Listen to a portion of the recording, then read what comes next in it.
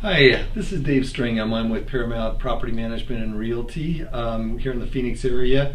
Paramount primarily manages residential properties, single-family homes, condominiums, townhomes, and small apartment complexes.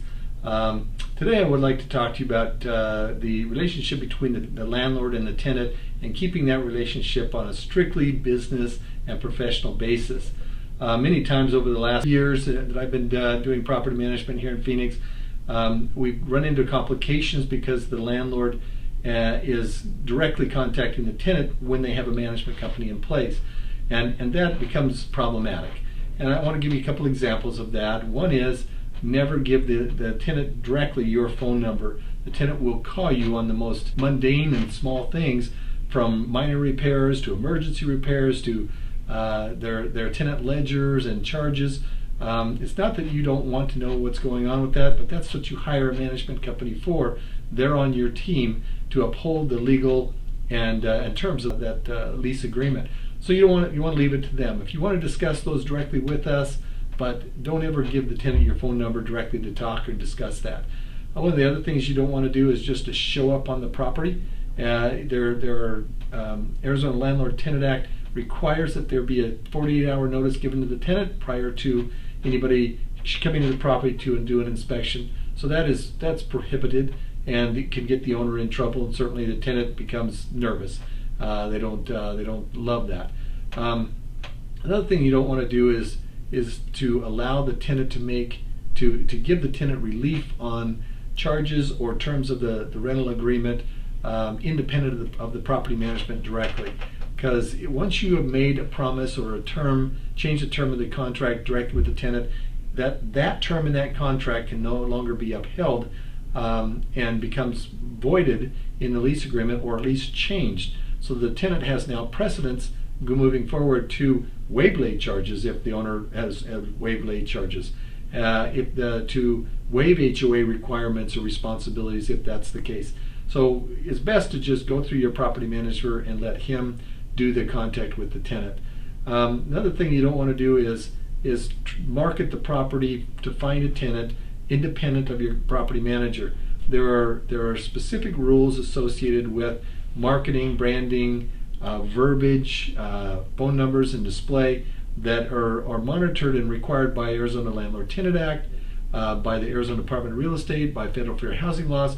Those advertising needs to be specific and precise based upon some of those rules. So you can actually get your property manager in trouble and create fines by running ads behind their back or running ads trying to find a tenant independent of them.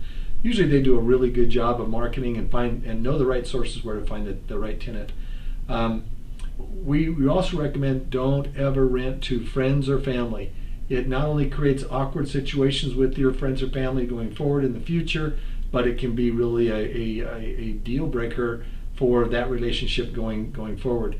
Most of the problems I've ever seen with people bringing us management with friends and families has been a disaster.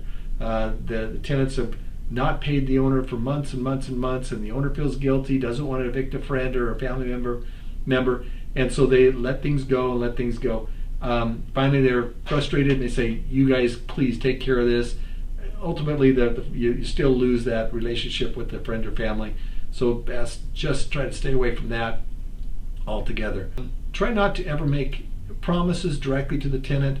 If the tenant says, hey, I'd like to be able to put up a patio screen on the back, don't say, yeah, that would be great, go ahead and do that. Consult with your property manager first. Let them make that call to them for approval or disapproval.